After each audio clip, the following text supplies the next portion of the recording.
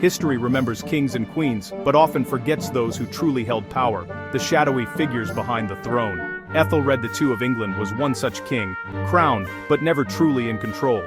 His reign was shaped by ambitious nobles and cunning advisors, who used the king as a pawn for their own agendas.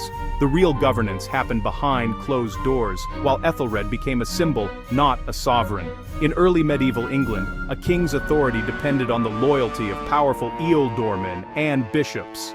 Without it, his power could vanish overnight. Ethelred's story is a warning. The greatest threats to a nation often come from those closest to the throne, not from foreign invaders. His reign is a lesson in the dangers of a hollow crown.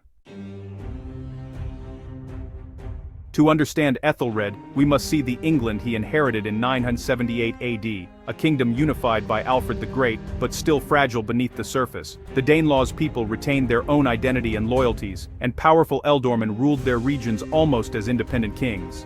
The peace was deceptive. Viking threats lingered, and defenses had been neglected. England was rich but divided, its court a nest of rival factions, still reeling from the murder of Ethelred's half-brother, King Edward the Martyr. The kingdom was outwardly stable, but cracks were everywhere. A 10-year-old Ethelred inherited a realm waiting for disaster. When the Viking longships appeared, the illusion of stability shattered. The stage was set for tragedy.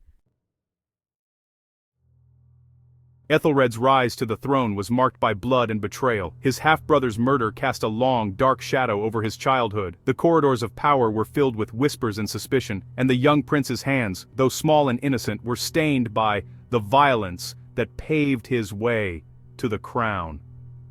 Many believed the murder was orchestrated by supporters of his own mother, Queen Elfthryth, who was determined to see her son crowned, no matter the cost. The court was a nest of intrigue, with alliances shifting and conspiracies brewing in every shadowed corner. Crowned at just 10 years old, Ethelred was little more than a pawn in a dangerous game. The real power lay with the ambitious nobles and influential churchmen who had maneuvered him onto the throne, each eager to control the kingdom through the boy king. His mother and her circle of advisors made every important decision, leaving Ethelred to watch and learn from the sidelines. He was taught to survive in a world of treachery, not to rule with authority or wisdom. As Ethelred grew into his teenage years, he began to push back, desperate to assert his own authority.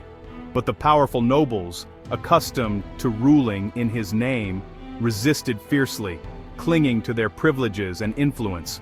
Every royal decree was met with opposition and debate, paralyzing the government and leaving the young king increasingly frustrated and isolated. When the Vikings returned to England's shores, the kingdom desperately needed a strong, decisive leader. But Ethelred found himself trapped, unable to act without the approval of his fractious council. The nobles, more concerned with their own wealth and power, prioritized personal interests over the defense of the realm. They argued over resources and strategy, ignoring the urgent pleas of soldiers and common folk alike. As the kingdom faced its greatest threat in generations, its leadership was hopelessly divided and weak, unable to unite against the common enemy. Even as Ethelred became a man, he remained a captive of his keepers, surrounded by advisors who controlled his every move, and haunted by the legacy of a crown won through blood and betrayal. The Viking raids of the 980s were relentless, led by powerful chieftains and overwhelming local defenses. English forces, hampered by indecision and internal disputes, suffered defeat after defeat. Desperate, Ethelred's court paid the Vikings Danegeld huge sums of silver to buy peace. But this only encouraged more raids. Each payment grew larger, draining the kingdom's wealth. The Danegeld became a cycle raid, payment, and renewed attack. Heavy taxes to fund these payments bred resentment and eroded trust in the king. The policy was a public admission of weakness, emboldening enemies and demoralizing the people. The silver meant to buy peace only funded larger Viking armies. England was caught in a death spiral, paying its tormentors to return stronger. Danegeld was a catastrophic mistake, pushing the kingdom toward collapse.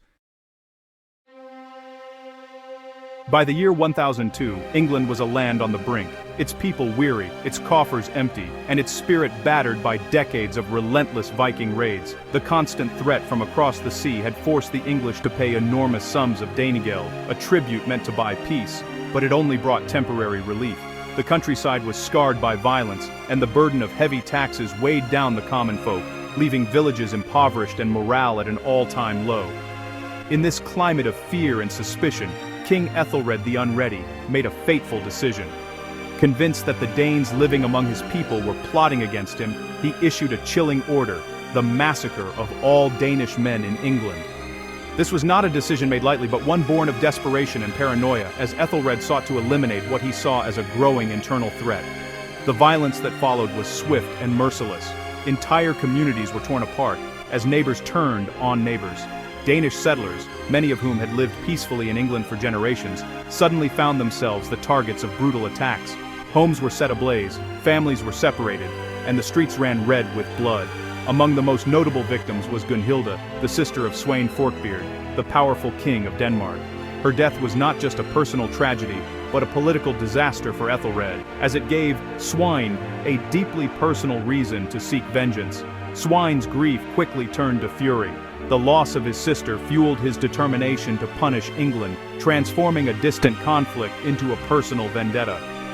The massacre shattered any remaining hope for peace between the English and the Danes.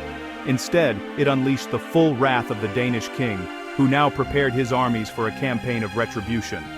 What Ethelred had intended as a desperate measure to secure his kingdom only served to guarantee its devastation. The violence and betrayal left deep scars, both physical and emotional, across the land. Sweyn Forkbeard no longer sought mere tribute or silver.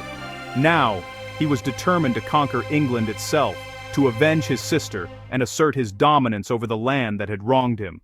The St. Brice's Day massacre became a turning point, a moment of no return for Ethelred and his kingdom.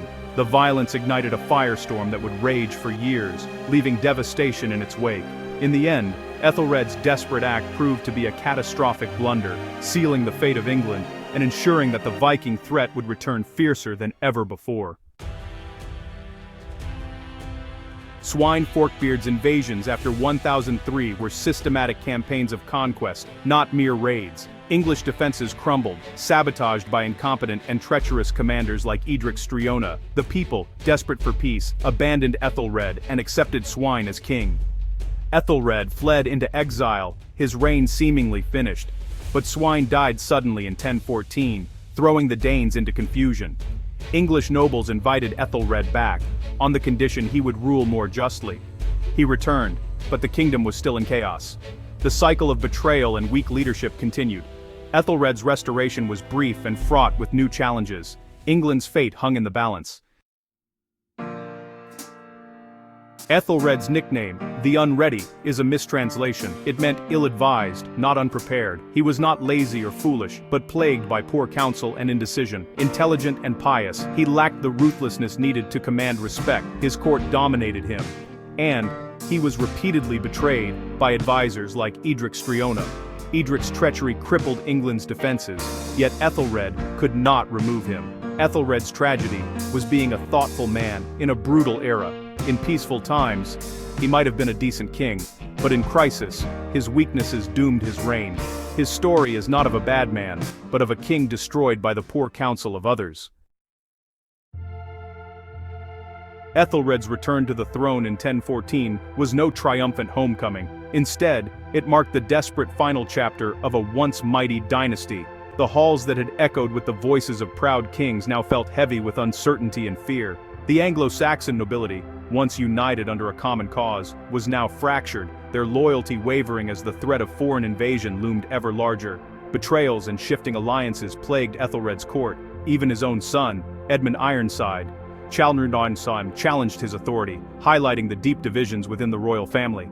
These internal conflicts weakened the kingdom at the very moment it needed unity most.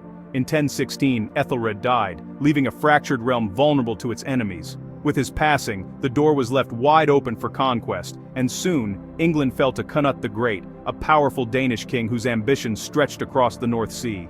The ancient House of Wessex, which had ruled for generations, was swept aside. In its place rose a new Danish dynasty, forging a North Sea empire that would forever alter the course of English history. The old Anglo-Saxon order, with its traditions and customs, was shattered. Villages burned, churches lay in ruins, and the very fabric of English society was transformed by foreign rule. Ethelred's failures were many: his inability to unite his nobles, his reliance on Danegeld, payments to buy off Viking raiders, and the infamous St. Brice's Day massacre, which only deepened the cycle of violence. These missteps paved the way for foreign domination.